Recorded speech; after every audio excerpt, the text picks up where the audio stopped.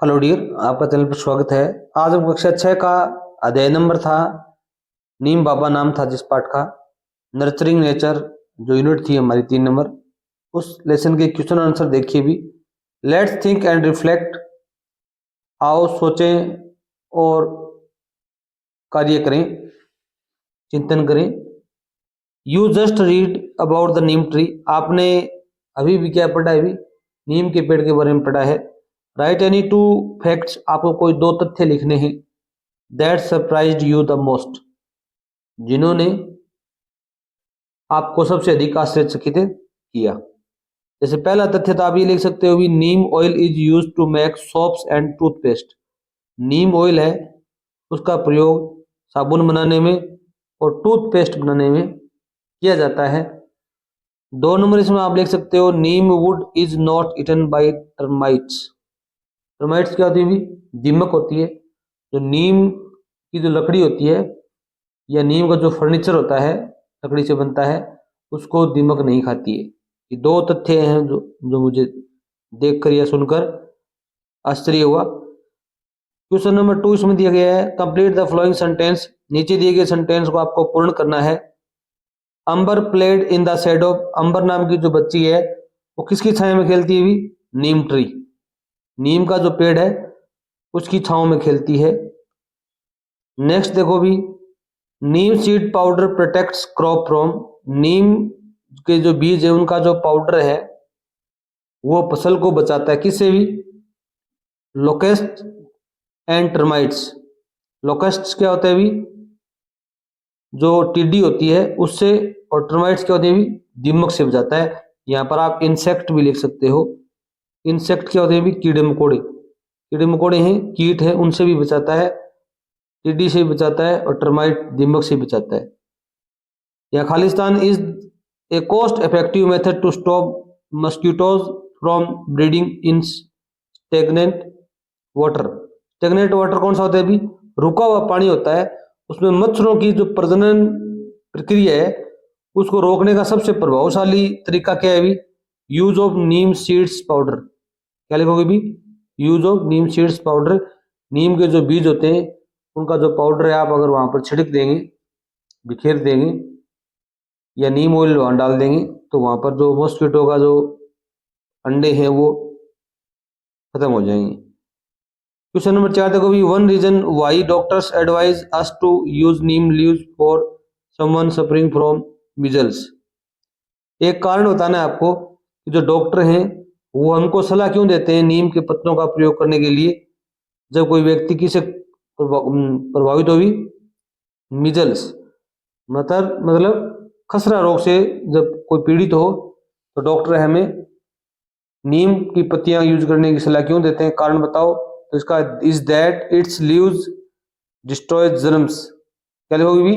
इसकी जो पत्तियां हैं वो जीवाणुओं को नष्ट करती हैं। क्वेश्चन नंबर 3 देखो भी, which parts of the neem tree are use to make medicine. Which parts of neem tree, neem tree के जो कौन कौन से भाग हैं जिनसे दवाइयां बनती हैं? तो लीव्स पत्तियों से बनती है, बारक छाल से बनती है, फ्लावर्स फूल से बनती है, इवन रूट्स, और यहाँ तक की जो जड़ होती है ना नीम की, उससे भी बनती है। क्वेश्चन नंबर 4 देखो भी, why is the story of neem tree thought provoking. तो नीम ट्री है उसकी जो कहानी है वो इंटरेस्टिंग क्यों है? थॉट प्रोवोकिंग क्या होता है भी? रुचिकर क्यों है? Because it was born in India, क्योंकि ये इंडिया में पैदा हुआ है, इसकी उत्पत्ति इंडिया में हुई है। And given Sanskrit names such as arista, जिसे संस्कृत में अरिष्ट कहा जाता है, nimba and nimbak. Neem is given by Iranians, नीम नाम है वो ईरानियन लोगों द्वारा दिया गया था, और इसके डिफरेंट या मेनी बहुत से यूज हैं इसके, मेडिसिन में इत्यादि। लेट्स लर्न देखो भी, study these words from the text.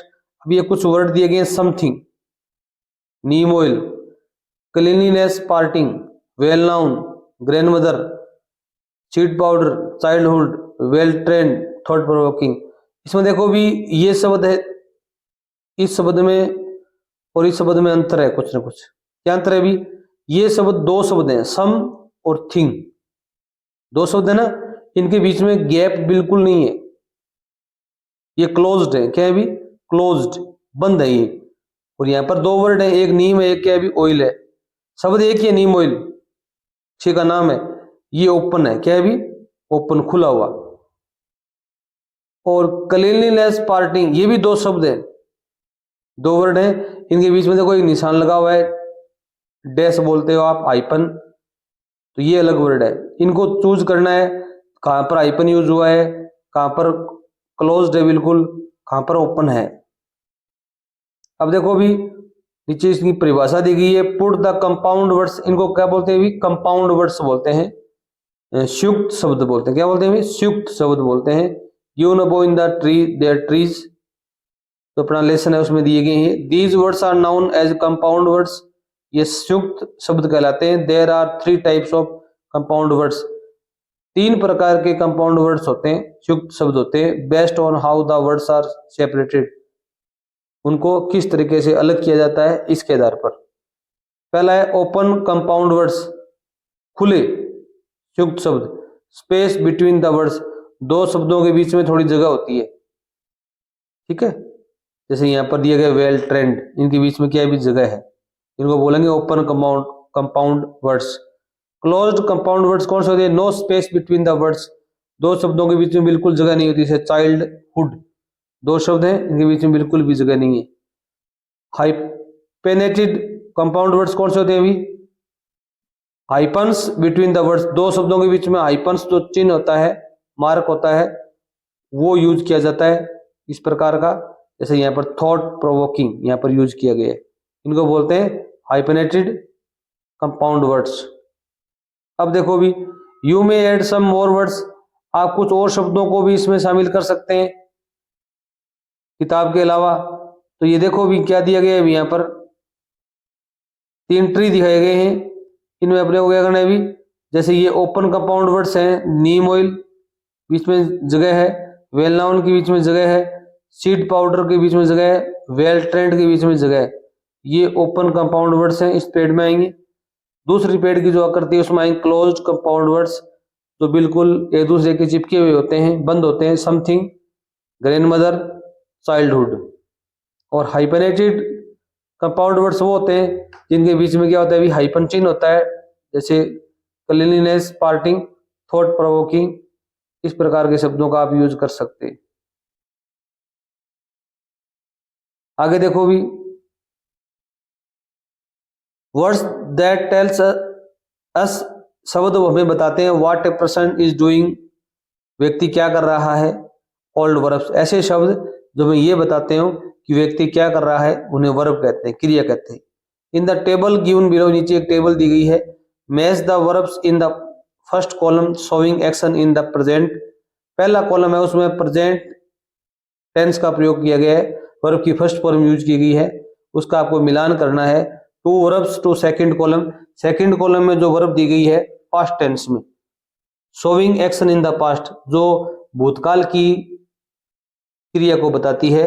Make a sentence with any one of form of the verb, आपको एक वाक्य बनाना है, इन दोनों में से कोई वर्ब यूज कर सकते हो, चाहे प्रेजेंट की करो चाहे पास्ट की करो। One has been done for you, एक आपके लिए बनाया गया है। यहाँ पर देखो भी कैसे बनाया गया है। फर्स्ट कॉलम में प्रेजेंट टेंस की फॉर्म दी गई है, बिकम होना, फाइंड पाना, मेक बनाना, डिस्कवर खोजना, टेल बताना, गिव देना। इसमें पास्ट फॉर्म है, इसके साथ आपको मिलान करना है। बिकम का हो जाएगा बिकेम, क्या हो जाएगा अभी? बिकेम। और यहाँ पर एक सेंटेंस देखिए 4 नंबर है ना, यहाँ पर 4 नंबर लिखा हुआ है। तो I want to become a teacher, मैं एक अध्यापक बनना चाहता हूँ। व्हेन आई ग्रो अप, जब मैं बड़ा हुआ तो क्या बनना चाहता हूँ भी? एक टीचर बनना चाहता हूँ। यहाँ पर वर्ब का यूज हो गया। इसी प्रकार फाइंड का क्या होगा अभी? फाइंड, फाउंड, यहाँ 5 नंबर से मिलान करोगे और यहाँ पर लिखोगे 2 नंबर के साथ में क्या लिखोगे भी? 5 नंबर। और यहाँ लिखोगे ही फाउंड हिज लॉस्ट बुक, उसको उसकी खोई हुई बुक मिल गई। यहाँ पर सेकंड फॉर्म यूज किया हमने फाउंड का, he found his lost book. Make माने होता है बनाना, मैक का क्या होगा? मेड, 1 नंबर से मिलान करोगे और यहाँ पर आप लिख दोगे 3 नंबर के अंदर 1 नंबर। ए पोटर मेक्स पॉट्स, एक कुम्हार होता है जो बर्तन बनाने वाला होता है, वो क्या बनाता है अभी? बर्तन बनाता है। जैसे ए कारपेंटर मेक्स फर्नीचर, ये कारपेंटर होता है वो क्या बनाता है? अभी फर्नीचर बनाता है। इस प्रकार के वाक्य भी यूज कर सकते हो। डिस्कवर होता है खोजना, इसकी सेकंड फॉर्म आ जाएगी डिस्कवर्ड। और 4 नंबर में आप मिलान करोगे 6 नंबर का। I discovered a new method, मैंने एक नया तरीका खोजा है। टेल माने होता है बताना, टोल्ड बताया। तो 5 नंबर में आप यूज करोगे 3 नंबर। माई ग्रैंडमा, मेरी दादी जी हैं। टेल्स मी स्टोरीज, मुझे कहानियां बताती हैं। टेल्स मी स्टोरीज, कहानियां। गिव होता है देना, गिव का क्या होगा अभी? गेव। 6 नंबर में आ जाएगा 2 नंबर। राम गिव्स मी ए टॉफी डेली, राम है मुझे एक टॉफी डेली देता है, रोजाना देता है, जो भी हो। क्वेश्चन नंबर 3 देखो भी, Amber speaks to Neem Baba as if speaking a person. Amber जो लड़की है वो नीम बाबा जो पेड़ है उससे इस प्रकार बातें करती है, एज इफ जैसे कि स्पीकिंग टू ए पर्सन, एक व्यक्ति से बात कर रही हो। This figure of speech is called personification. इस प्रकार की अगर बातें होती हो, कोई निर्जीव चीजें होती हैं, जैसे कोई पेड़ है, कोई दीवार है, जैसे कोई वस्तु है, वो बोलने लगती है, ऐसा दिखाया जाता है जैसे कि वो बोल रही हो, तो उसमें एक अलंकार होता है जिसे बोलते हैं पर्सोनिफिकेशन। क्या होता है अभी? पर्सोनिफिकेशन। हिंदी में कहते हैं मानवीकरण। क्या कहते हैं अभी? मानवीकरण। जो निर्जीव वस्तु होती है उसको मानव का रूप दिया जाता है। Let's look at some more examples, कुछ एग्जांपल देखो भी। The leaves whispered in the wind, पत्तियां हैं वो हवा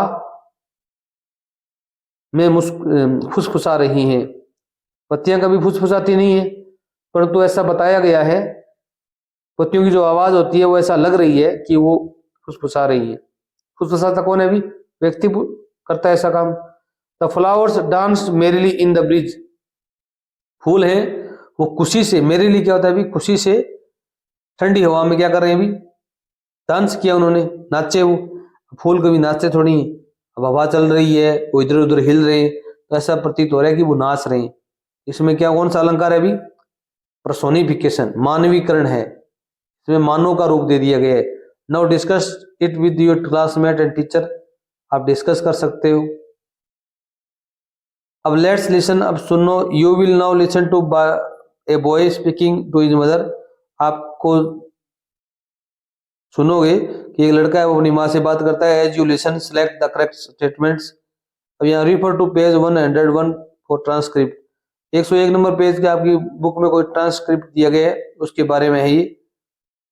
तो ये हमें नहीं पढ़ना है, नहीं करना है, ठीक है। धन्यवाद।